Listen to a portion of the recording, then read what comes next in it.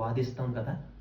ఆధారాలు ఉన్నప్పుడు ఇదిగో ఇలాగే ఫలానా దగ్గర నువ్వు ఫలానా ఉన్నావు అని ఆధారాలతో చూపించడాన్ని తర్కించడం అంటారనమాట.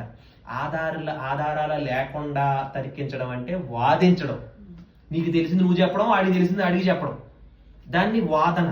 తర్కించడము అంటే తెలుసున్న దాన్ని రుజువు చేసేదాన్ని తర్కించడం. సో అలాగే చూడండి చివరగా 5 నిమిషాలు.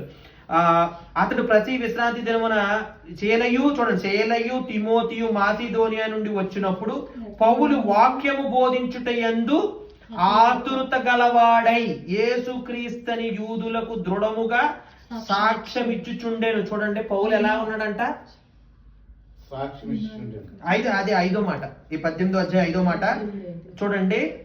సేలయు తిమోతియు మాసిదోనియా నుండి వచ్చినప్పుడు పౌలు వాక్యము బోధించు. పౌలు ఏ విధంగా ఉన్నాడంట, వాక్యాన్ని బోధించడానికి ఆతృతగా ఉన్నాడంట. బాగా గమనించండి, వాక్యాన్ని ఆసక్తి కలిగి ఉన్నాడంట. ఈ ఆసక్తి కలిగి ఉన్న వాడిని బలపరచడానికి ఎవరు వచ్చారు? సేలయు తిమోతియు మాసిదోనియా నుండి వచ్చారంట. సో ఎంతటి అదృష్టం, హల్లెలూయా. సో మీ వాల్యూ ఏంటి? వాక్యాన్ని ఆతృత గల వాళ్ళందరినీ సంఘములో బలపరచడం. హల్లెలూయా. బలపరచడం వల్ల అపోస్తులైన పౌలు ఎంత అదృష్టం, ఎంత కలిగింది అర్థమవుతుందా? ఎంత ఆతృత కలిగింది అంటే చూడండి, దృఢముగా సాక్ష్యం ఇవ్వడానికి, ఇంకా బలంగా. వాళ్ళు వచ్చిరాగానే నా ఎదర ఇప్పుడు నా దగ్గర ఇంతమంది ఉన్నారో మీరందరూ బలంగా ఉండి వెళ్ళి నా గురించి సాక్ష్యం ఇస్తే నాకు ఇంకా బలం, నాకు ఇంకా దృఢంగా మీరు నన్ను బలపరిచినట్టు. సో ప్రభు నామములో మీరందరూ ఆతృత గల వాళ్ళందరినీ మీ శక్తి బలపరచడం అన్నమాట. బలపరిచి చూడండి, వారు ఎదురుదాడి దూషించినప్పుడు అతడు తన వస్త్రములను దులుపుకొని మీ నాశనముకు మీరే ఉత్తరవాదులు నేను నిర్దేశించి. చూడండి చివరిగా చెప్తున్నాను, ఇప్పుడు మీరు వాక్యం విన్నారో, వాక్యాన్ని గ్రహించారు.